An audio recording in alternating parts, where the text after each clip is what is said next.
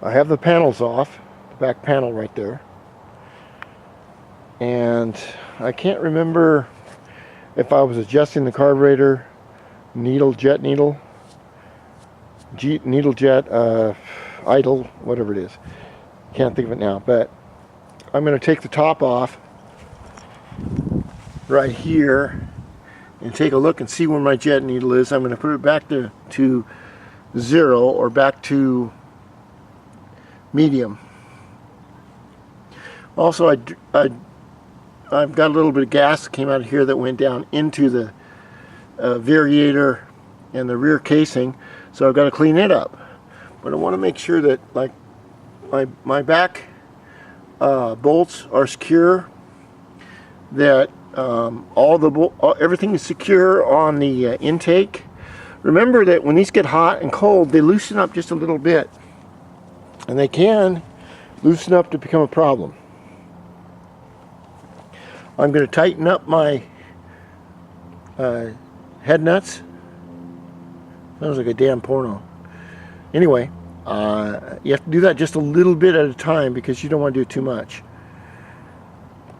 And all the rest of the everything that can be tightened, I want to tighten. I want to check make sure that my exhaust is all tightened up. Now, a trick on the exhaust. Let me tell you something. These pipes are worth a lot of money, but they aren't made of stainless steel or titanium. So when you put a pipe on, you want to make really careful that this bolt right here, or the bolt up here, or anywhere, is not touching this pipe, because what it'll do is the vibration will eat a hole right in the pipe. I want to make sure there's no oil dripping down underneath here. That would tell me I've got a bad crank seal. What is a bad crank seal?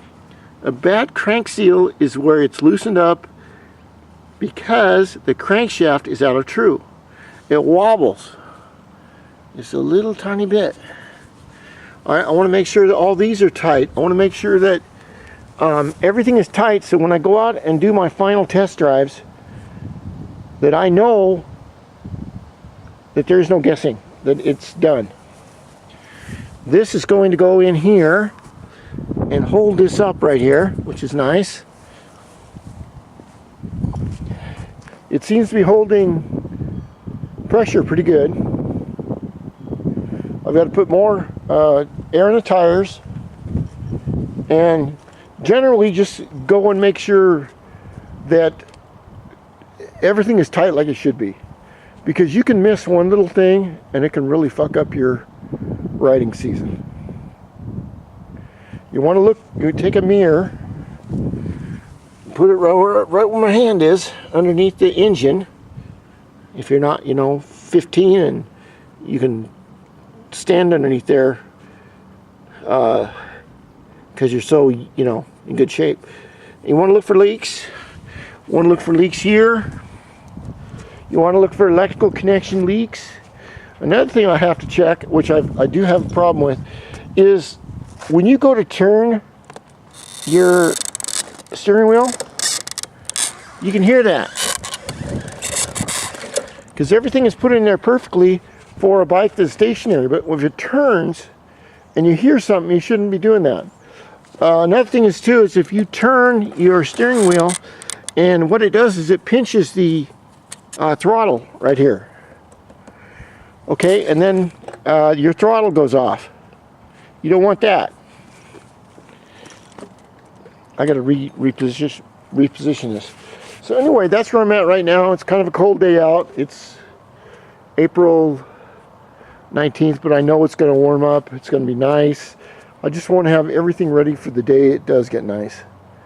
And then I think I'll bring my 600 out and fire it up. You can tell right here, if you look really close, the air in these tires, they're very low. And they're very low in the back too, because that's what winter does to tires. And if you have a gyro, I have, I don't know, maybe 100 videos on rebuilding it, where I went through. And I don't know everything, but I wish I had the videos when I was rebuilding. Okay, I got to turn on some AC/DC and keep working.